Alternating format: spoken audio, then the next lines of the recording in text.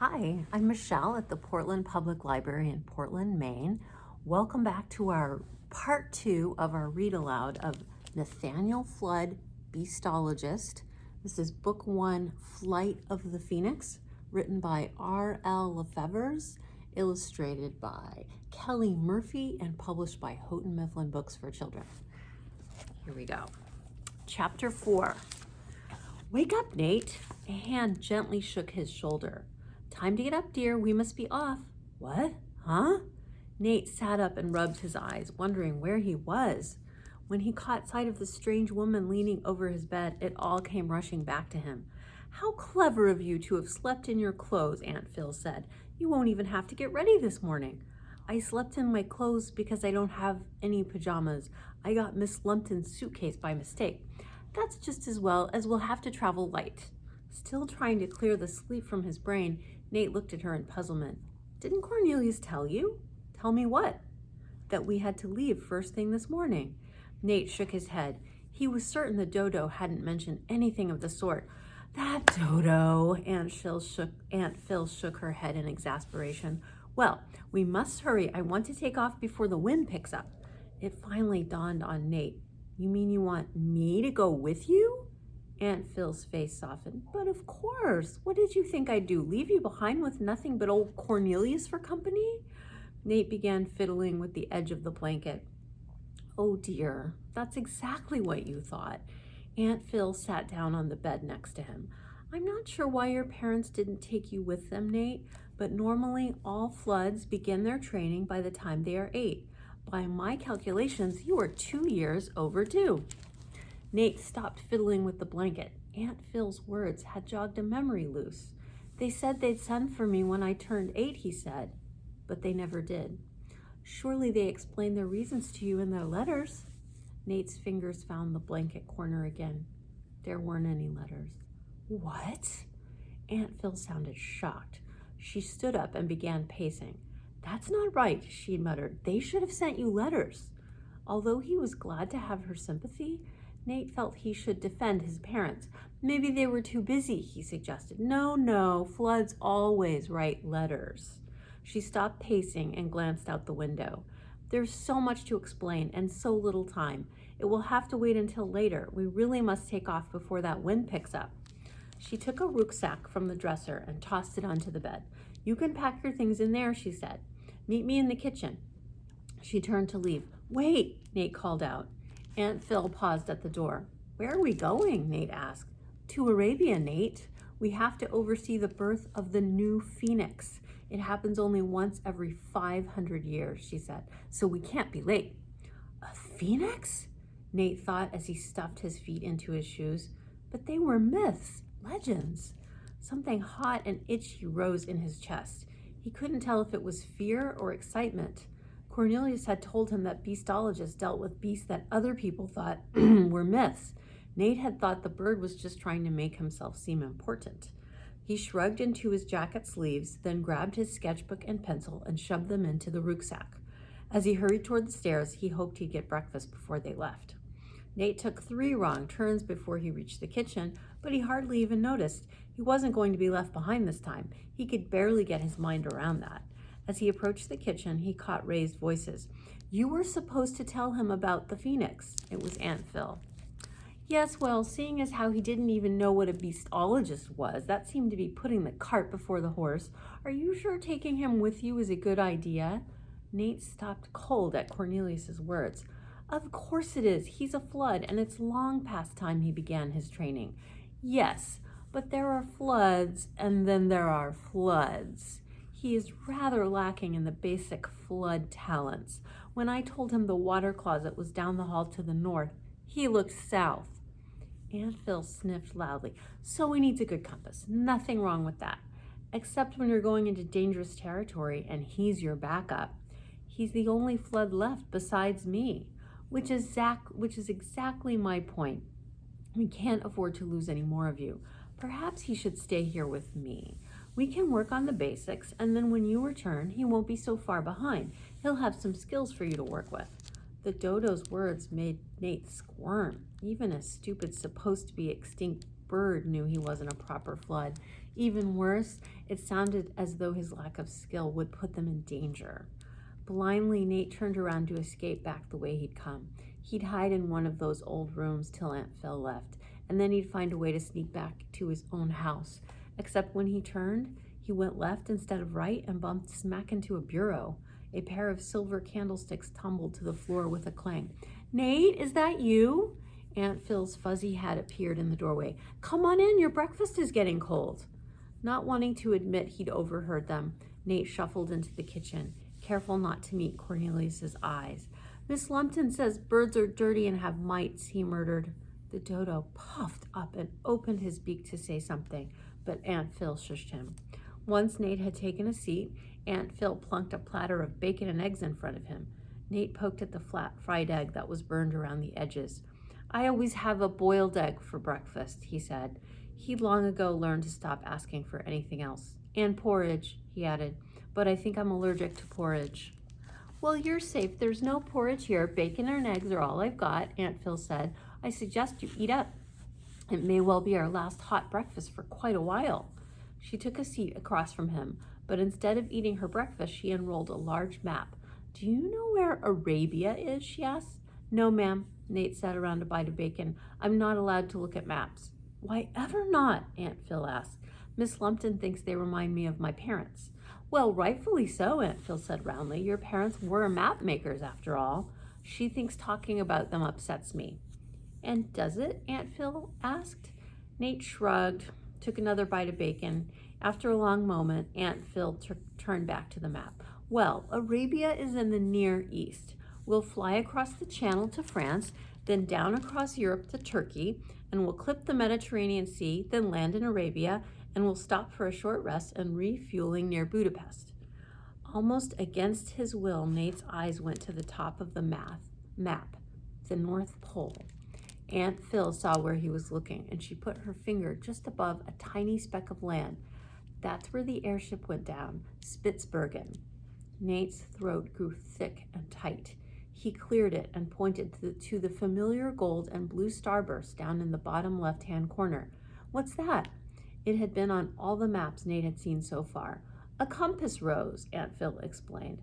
"The Fludd compass rose, to be exact. It's how you can tell if a map was drawn by a Fludd or someone else. Now it's time to go. Got your rucksack?" "Yes, ma'am, right here." He patted his lap. "Excellent. Here, you'll need a few more things." And she handed him a canteen, a close-fitting leather cap, a muffler, and a pair of funny-looking round glasses encased in leather. "Goggles to keep the bugs and dust out," she explained. Feeling a little more prepared, Nate followed Aunt Phil to the door. "We'll see you in a week or two, Cornelius." The old dodo glanced at Nate. "Hopefully," he drawled. Nate turned to the dodo. "Mites," he silently mouthed. Cornelius squawked and puffed up his feathers, and Aunt Phil grabbed Nate's elbow and dragged him outside. Up close in broad daylight, the plane looked old and rickety, flimsy even. The fabric skin was ripped and patched in places. The metal covering the front was dented and pitted. "Will this thing really fly?" Nate asked. "Of course it will," Aunt Phil said, steering him to the nose of the plane. "This Sopwith platypus performed spectacularly in the Great War and still has a lot of good years left in it." "Why is it called a platypus?" he asked. "Because it's comfortable landing on both water and land. Now stop dawdling and get up on that barrel. When I've given the signal, grab hold of the propeller and give a yank." Aunt Phil left to go climb into the plane. Steadying the barrel with both hands, Nate clambered up onto it, hoping the whole thing wouldn't tip over. Slowly he stood up. When the engine sputtered to life, his whole body rumbled with the force of it. "Now!" she shouted.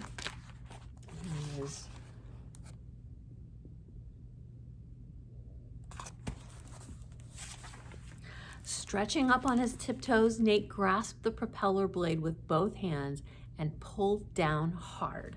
His hands slid off the prop as if they'd been greased. He stared down at them, dumbfounded. "Probably oil from the barrel," Aunt Phil shouted at him over the engine noise. "Here." She tossed him a rag and he reached out and caught it, surprising himself. "Good catch." "Wipe your hands before you try again." Nate did as he was told, then stuffed the rag into his pocket. "Ready?" Aunt Phil yelled. "Ready," he yelled back. "Now." This time, when he pulled down on the propeller, it spun, slowly at first, and then faster and faster. Afraid he'd be chopped into bits, Nate leaped down off the barrel, causing it to tip over. A thick, heavy liquid began to glug, glug all over the grass. "Careful, Nate, that's worth a pretty penny," Aunt Phil called out. Nate quickly righted the barrel, wiped his hands on the rag again, then hurried over and climbed into the tiny, cramped cockpit. He busied himself fastening his helmet and positioning the goggles over his eyes. "Hold on," Aunt Phil cried, and the airplane lurched forward. The roar of the engine drowned out everything else. Nate gripped the sides of the plane as the plane rolled and bumped its way across the field. When it picked up speed, his stomach fluttered, and he couldn't tell if he was going to giggle or throw up. As they hurtled down the field, Nate realized they were running out of room. The neighbor's house was coming up in front of them, fast. The engine continued to roar, the motor straining with effort. The house drew closer, and just as Nate was about to duck, the motor gave a final whine, and the plane lurched upward. As the ground fell away, Nate's stomach felt as if it dropped down to his toes. He wasn't sure, but he thought one of the wheels clipped the chimney as they flew by. Chapter 5. Nate was torn between excitement and terror as they climbed higher and higher into the air. The breakfast he'd eaten earlier felt like lead rocks in his stomach. Below him, the entire world fell away, growing smaller and smaller until it looked like one of the maps on Aunt Phil's walls. Once he realized the plane would stay in the air and not go crashing to the ground, he had to admit it was thrilling to soar through the sky like a bird. Without warning, they plowed into a fluffy white cloud. Nate gasped at the shocking damp cold of it. Just as quickly, they emerged once again into the early morning sun. They passed a small flock of geese flying in formation. Nate wasn't sure who was more surprised, him or the geese. Nate quickly noticed that the higher they climbed, the colder it got. He was glad of his helmet and jacket and wished he'd had a pair of gloves. His hands were white and numb with cold. Here are these surprised geese. Or maybe he was just hanging on too tightly. He relaxed his grip, his fingers tingling as the blood flow returned. And when they'd been in the air for more than an hour, the excitement of his first flight wore off. The airplane was loud and stank of petrol. It vibrated so hard that Nate was certain it would shake his teeth loose. He was cold and cramped, and there was nothing to do but count the stitches on Aunt Phil's leather helmet in front of him. Nate quickly became drowsy. He remembered reading somewhere that people fell asleep just before they died of exposure, so he tried to fight it. In the end, he decided if he had to freeze to death, it would be better to be asleep than awake. Nate awoke with a start as the plane touched down in the night. They bounced along a bumpy road lit by a searchlight mounted on the front of the plane. As his eyes adjusted to the dark, Nate also saw torches lining the runway. After another minute of bouncing, the plane shuddered to a stop. Nate checked his limbs to be sure he was all in one piece. "Well, we've arrived in Budapest. Do you want to stretch your legs?" Aunt Phil asked. Nate very much did want to stretch his legs. Without wasting another second, he scrambled out of the plane and joined Aunt Phil on the ground. A group of men stood before a small fire in front of a rough-looking shack. Aunt Phil cupped her hands around her mouth. "Hello! We're here to refuel." The men nodded and began talking among themselves in a strange language. Two hurried into the shack and then came back out carrying a ladder and a huge funnel. The others had already reached the plane and began unloading fuel cans from the cargo hold. "They seem to know just what to do," Nate said. "Of course they do. They refuel the airmail service that runs from London to Budapest. They're old hands at this." Nate watched as a man climbed up the ladder and began pouring the fuel into the airplane's fuselage through the large funnel. The smell of petrol filled the air. "I'm going to catch a quick wink while they fill the plane," Aunt Phil said. They've plenty of cots in there, so you're welcome to do the same or wander around and explore a bit, whatever you'd prefer." And with that, Aunt Phil disappeared into the shack. The first thing Nate did was to go find some privacy behind the nearby bushes. When he returned, 3 of the men were still refueling the plane, but the rest had returned to their fire. He wasn't sure what to do, so he wandered over toward them, feeling shy. They stopped talking when he drew close. One of them pointed to his hair and then nudged the man next to him. The other man nodded and smiled. "Flut," he said, and they all laughed. But it was a friendly laugh, so Nate smiled back. Someone shoved a bowl of hot stew into his hand. Goulash, they called it. As Nate wolfed it down, one of the men took out a flute-like instrument and began to play softly. When Nate was done, he thanked the men and went inside the shack. He was surprised at how tired he was, since he'd slept most of the flight over. He fumbled around until he found an empty cot. He settled under the blanket, warm and full, with the strange music sounding softly in his ears. Maybe travel wouldn't be that bad after all. The next morning, they were back in the plane and on their way before the sun had risen. Things quickly returned to the bone-rattling monotony of the day before. Nate hunched down to stay as warm as possible. Sometime later, Aunt Phil twisted around in her seat. "Something's wrong with the propeller," she called back. "I think some debris has gotten tangled up in it. We need to remove whatever it is before the prop stops altogether." Nate's chest suddenly felt hollow. "Feel like stretching your legs?" she yelled. Before Nate could ask what she had to do with the propeller, she shoved a piece of rope at him. "Here, slip this around your waist." Wrenching around in the cramped seat, Nate did as he was told. "There," Aunt Phil yelled when he had it secure. "Now take these and you're all set." She thrust a pair of leather gloves at him. She kept talking as he tugged them on. "I'll slow her down so you can climb out onto the wing and make your way to the propeller. But if I have to slow down too much, we'll stall, so be quick." Nate looked at her in disbelief. Surely she didn't mean for him to... "Hurry, Nate, I don't want the prop to give up altogether. Then we'll stall for sure." Did she mean for him to crawl out onto the nose of the plane to fix the problem? He felt a sharp yank at the rope around his waist. "Get moving." Apparently she did. Very glad for the rope that anchored him to the plane, Nate stood up, struggling to keep his balance. He crawled out of the cockpit and lowered his feet over the side until they touched the wing. Gripping the side of the plane for dear life, he shuffled his feet along the wing, inching closer to the propeller.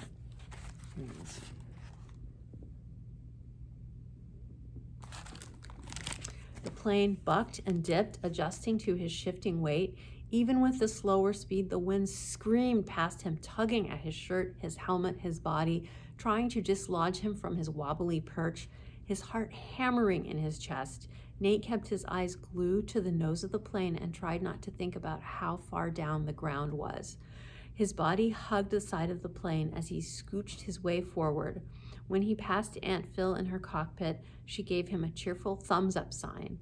All too soon, he ran out of wing. He shifted his grip to the struts that held the wing in place. Searching for a foothold among the wires and fastenings, he pushed himself atop the nose of the plane. He sat there for a moment, trying to catch his breath. He tried to peer down into the propeller, but had to jerk his nose back to keep it from getting whacked off by the blades. Things were moving so fast, he couldn't see a thing. Clinging to the searchlight mount, he put his hand down to where the propeller met the nose of the plane. He groped cautiously, feeling for something that might be causing the problem. There was a sharp pinch as his glove got caught in the propeller gear. Alarmed, he yanked his hand back, and as he did, something flew out from behind the propeller into midair. It happened so fast, Nate wasn't able to get a good look at it before it disappeared far below. But the propeller stopped lagging. Nate realized he had somehow managed to fix the problem. Before he could congratulate himself, there was a flurry of movement. With a howl, a small shape launched itself from the propeller towards Nate's face. Chapter 6. The creature, a bat, latched onto Nate and began pounding and scratching at his head. Nate tucked his chin under and tried to protect his face. Gripping the nose of the plane hard with both knees, he let go with one hand and plucked the thing from his head. It dangled in front of his face, swiping and kicking. What was it? It was about the size of a kitten, but sort of human-shaped. It was covered with engine oil and gear grease. Large pointed ears stuck out from the black hair. It was hard to tell, but Nate thought it might be a girl thing, whatever it was. After a second, Nate realized the squeaking sounds it was making were actually words. "That was me, brother, you big oaf. Where'd you go and do that for?" The plane dipped, and Nate flattened himself to keep from losing his balance. He had to get back to the cockpit fast, But what to do with the creature? Should he just toss it overboard? That might not be such a good idea. Aunt Phil was a beastologist after all. What if he'd just caught his first beast? Heartened by this thought and the fact that it wasn't a bat, Nate began scooting backwards, inch by terrifying inch. In one hand, he kept the small creature out in front of him, well clear of its flying feet and fists. The other hand clutched desperately to the struts as his feet poked around, looking for firm surface of the wing. When his feet finally connected, he let out a long, shaky breath, then began the slow, terrifying process of making his way back. He was drenched in sweat by the time he got back to the cockpit and tumbled clumsily into his seat. Hey, watch what you're doing there, you big dolt. Here's a picture.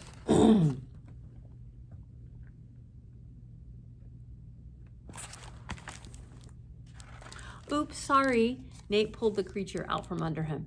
Good job, Nate, Aunt Phil's voice came through the wind noise. You fixed it. Nate leaned forward and held the creature aloft.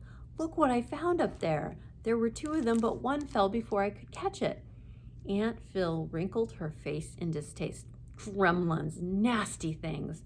Always trying to muck up my plane. You can just toss it overside. They're pests, really.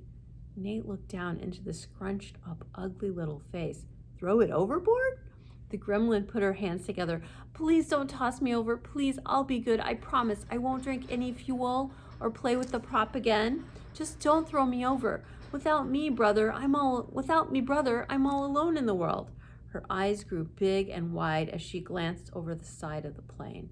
Nate felt a sharp pang of guilt. He knew all about being alone in the world. He had no idea what would happen to him if Aunt Phil hadn't taken him in. I'm sorry about your brother, he said. I didn't mean to kill him. Aw, he won't die. He'll land just fine. That's why we got such big feet, see? And she held hers up for him to inspect. They were large, like rabbit's feet. He'll just have to find himself another plane, that's all, she sniffed. Nate turned back to Aunt Phil. Do I have to throw her over? Can I just keep her until we land and then let her go? Aunt Phil shrugged. I'm telling you, they're nothing but pests, but if you want, you can shove it into your rucksack until we land. I'll deal with it then. Nate turned back to the gremlin. Did you hear that? It's into the rucksack if you want to stay. The gremlin nodded and then stuck out her tiny hand. Nate hesitated and then put his finger out, hoping she wouldn't bite it. She shook his finger solemnly. Greasel's me name. My brother back there was Oiliver. And I'm Nate. Again, I'm sorry about your brother. And with his free hand, he opened the rucksack at his feet. In you go, he said. Greasel sent him a cheerful wave before she disappeared into the pack. Hours later, Aunt Phil swiveled around in her seat again. There it is. There's what? He yelled back. Where we're going. Nate felt the plane shift directions and began its descent. He peered down to the ground below, far, far below. He could see nothing but sand everywhere he looked. Aunt Phil brought the plane lower. He could make out a ribbon of road that was a little darker than the sand. At one end was a cluster of tents and a few squat buildings. Hang on, Aunt Phil yelled. Nate clutched the sides of the plane and shut his eyes, then jerked them open again. Better to see, he decided. He could make out people now. 2 men in white robes and turbans were waving small flags at Aunt Phil. She shifted the plane a bit to the left and then dropped the nose. Nate felt dizzy and sick as the ground rushed up, and when the plane landed with a bone-jarring thud, his head snapped back and he bit his tongue. The coppery taste of blood filled his mouth. The whole plane shuddered and a fountain of sand flew up behind them. Aunt Phil cut the motor and they bounced and jiggled their way to a stop. That's why they call it a platypus, she said. A regular plane could never have landed in the sand that easily. Welcome to Arabia, Nate. That was easy, Nate thought. The tents that had looked small from the air were actually quite large and sat next to a pen holding a dozen camels. A group of men in billowing white robes and headcloths rushed over to greet them. One of them set a step stool by the plane so Aunt Phil could climb out. When she was down, she motioned to Nate and he grabbed his pack and scrambled over the edge.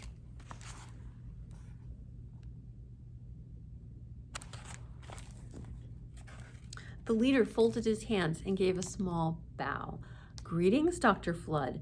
We have everything ready for you as you requested. Thank you, Hakeem. Then she began talking to him in an unfamiliar language. Arabian, Nate guessed, since they were in Arabia. And when she was done talking, she clamped her hand onto Nate's shoulder and steered him to one of the tents. "We're going to catch a bit of sleep in here until the sun goes down. Then the real adventure will begin," she said with a wink. Nate gawped at her. He'd had quite enough adventure already, thank you. He wasn't sure he'd survive any more. And we'll stop there for part 2. Thanks for joining me for part 2 of Nathaniel Fludd, Beastologist. This is book 1, Flight of the Phoenix, written by R.L. LaFevers, illustrated by Kelly Murphy, and published by Houghton Mifflin Company for Children. I'm Michele from Portland Public Library in Portland, Maine, and I will see you next time for part 3.